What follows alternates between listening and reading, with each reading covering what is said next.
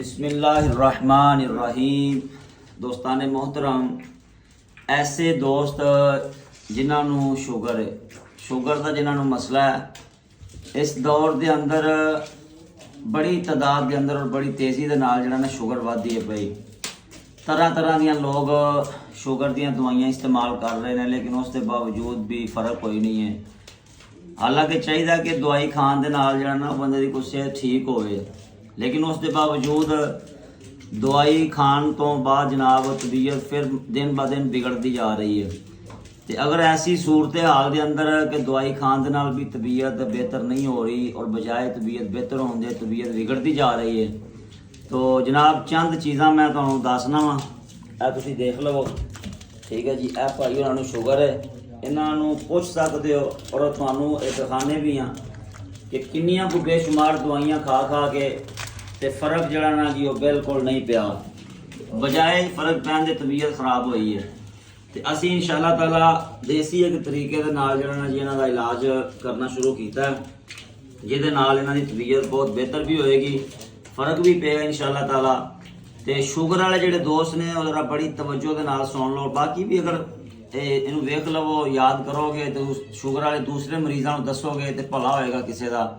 तो जनाब जिन्होंने लोगों को शुगर है, शुगर कंट्रोल नहीं होती, ए देख रहे हो, अब खाओ जी थले करके जरा, ए देखते पे हो।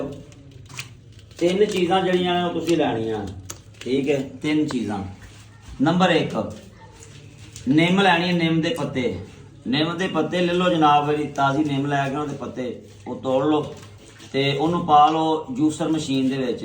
निम के पत्तों पा के उन्होंने जरा अच्छी तरह जो ना उन्होंने कर लो, थोड़ा जिहा पानी पा के उसका बुरादा जिहा बना लवो। जिस तरह शेक बनाने ना असी, हर चीज़ जी मिक्स हो जाती है, वो बना लो।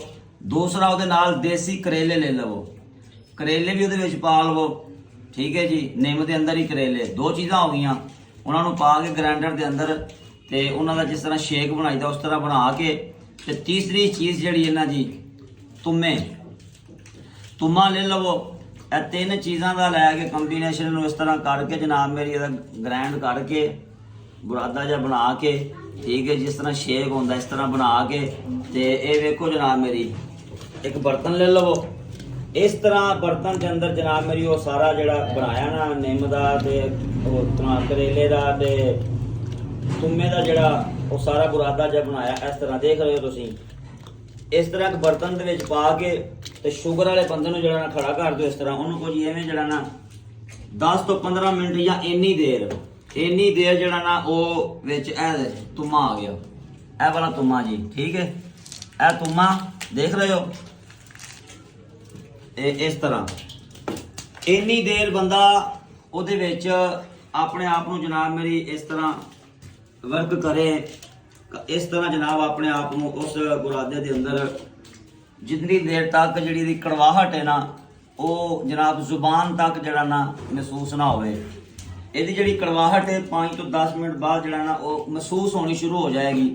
तो जेड़े वेले कड़वाहट महसूस होना शुरू हो जाएगी, इंशाअल्लाह ताला शुगर कंट्रोल होएगी।